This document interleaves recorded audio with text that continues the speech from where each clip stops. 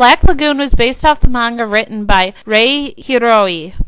Our story begins with Roku Okajima, later known exclusively as Rock, a Japanese salaryman who gets captured by the Black Lagoon Company, a group of pirates that consists of Dutch, the captain, Benny, the tech guy, and Revy, the main muscle of the group and kick-ass gunfighter. Rock decides to join them after his department chief abandoned him in an attempt to cover up the smuggling operation in which Rock had been an unwilling participant. The narrative has no overarching plot, but instead it tells its story through a series of mini arcs that entail the various jobs that the Black Lagoon Company takes on, usually in the Lion's Den, scumbag city of Roanapur, Thailand. Tyler Loves Alley requested me to review this. Now, I had heard of Black Lagoon before, and from what I've heard of it, I wasn't all that excited to watch it. I heard it was something like a Hollywood summer blockbuster made into an anime, and that it had a lot in common with Cowboy Bebop. As I've said before, I'm altogether unimpressed with Bebop, and I usually don't like action movies. It has nothing to do with my lack of a dick, and more to do with me having no lack of brain. Between the wooden acting, stupid dialogue, and crappy writing, American action movies, in my opinion, can range from good to bad to just plain insulting your intelligence. A movie? Am I in a movie? Don't be stupid. This is way more entertaining than Hollywood's ever gonna be. So after watching this series, what do I think? There's no other way to say it. It was fucking awesome. I enjoyed the crap out of this series, something I honestly didn't expect. So why did I like this series so much? In my review of Elfen Lied, I said that the series was seriously lacking in humor to balance out the darker aspects of the show. Black Lagoon is probably as dark as Elfen Lied, but not as sensationally violent.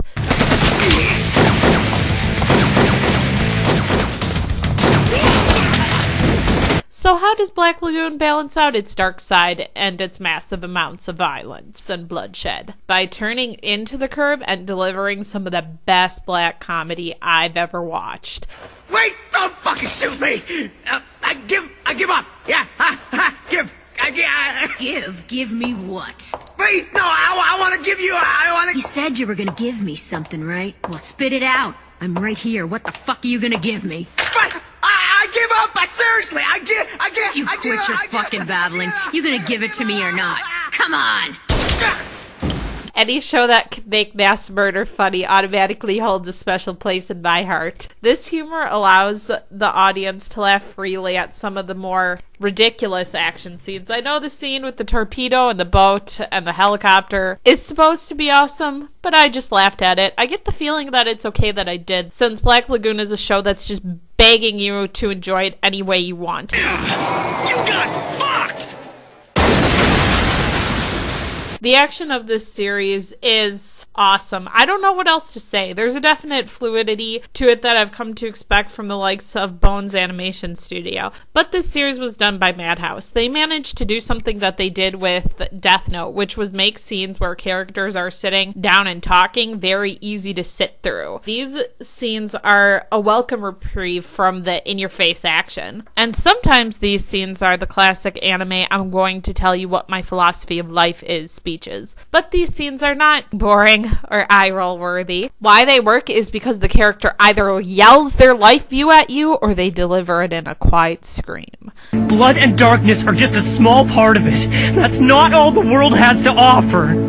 It's a whole different type of intensity from the action of the series, and it's delivered very well in Japanese and in English. To talk about the voice tracks a little, I want to praise the English dub. Like Cowboy Bebop, there was a lot of work done to give characters different accents and make them sound like wherever they were supposed to come from in the world. I suggest you wipe your own damn arse, sweetheart. Wait, I've got a better one. You can go tell that to the cavalry, Mary Reed. We take you to base only than getting the money. We not interested in work more. My partner has the fucking documents. Do you follow? Understand you? Yes? You got that, Chinglish? However, if there's one dissatisfaction I do have, it is the fact that I must share a casket with some fucking bastard like you, who isn't even thinking about his family in his dying moments. Take back that statement, Captain.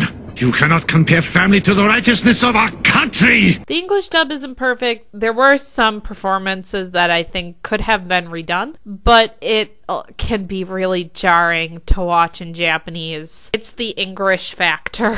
You want to shoot each other now, then head on out to Levana. Hello. So you're a real gamer, aren't you? Just look at the sorry excuse for a gun. Plus, I've heard that the characters are actually supposed to be talking in English in the first place, so I'd say stick to the English. 誘拐ですよ、バンドさん。目標は小堺の小さまさみの家族です。 But what I really loved about this show was Rock and Revy, both as individual characters and because of how they play off one another. Rock does start off having a seriously annoying case of the whinies. That's not fair! I'm gonna die here! Take me with you! But he gets over that quickly to serve as a very good Axis character for the audience, reacting to the crazy situations he gets in like any person who's been brought up in a modern society would, which then makes the other characters more accessible. Revy is a perfect example of this. She's, well, insane, violent, enjoys her work of killing people, crude, and completely jaded about humanity. And I think she's completely awesome! Not because of her gunfighting ability, but because of her position in the story as an anti-heroine that has more resolve than most. And her completely self-destructive behavior somehow only makes her more likable. This is the type of female character writing I'd expect from one of my biggest heroes, Joss Whedon. The other female characters were also on the same level in terms of being badass, complex, determined, and in charge as any of their male cohorts. Sometimes they even surpass them. Now, this is where I personally think the series has Cowboy Bebop beat. One point that I will argue no matter what against Cowboy Bebop is how it treats its female characters, mostly Faye, but Black Lagoon actually appealed to my feminist side, something I never imagined it would do. Did I have any problems with Black Lagoon? Yes. For one, Dutch and Benny are way underutilized. They might as well be side characters. I mean, Balalaika gets far more screen time. Not that I mind that much because, you know, she's, well, awesome, but I also thought that Dutch seemed pretty awesome, but we never really get to know him. Also, the use of existentialism was a bit hit or miss. I love shows that make you think, I really do, but if your series has crazy killer incestuous vampire twins, and yes, I said that right, in it, you've crossed a line in how much you can expect to be taken seriously. But yeah, their story was well written, but it felt kind of manipulative and a little sensationalist to me. Before the Washimie arc really took off, they quoted Sartre directly. Now, Black Lagoon doesn't beat you over the head with its philosophy so bad that it gets into Ava territory, but it's still never a good idea to state the message of your story outright. And if you're going to do that, only do it once at the end via some kind of rousing speech given by the protagonist. And these bits of philosophy are given in the aforementioned philosophy of life speeches, but they never overuse this anime trope, and it was entirely saved by sounding trite by brilliant acting performances. I'm giving this series a much deserved 9 out of 10 because it really was awesome. Recommendations: if you didn't get the hint from all the fucks I put in this review, this isn't a show for the kids. And again, I'll say I think that age is overrated for determining maturity.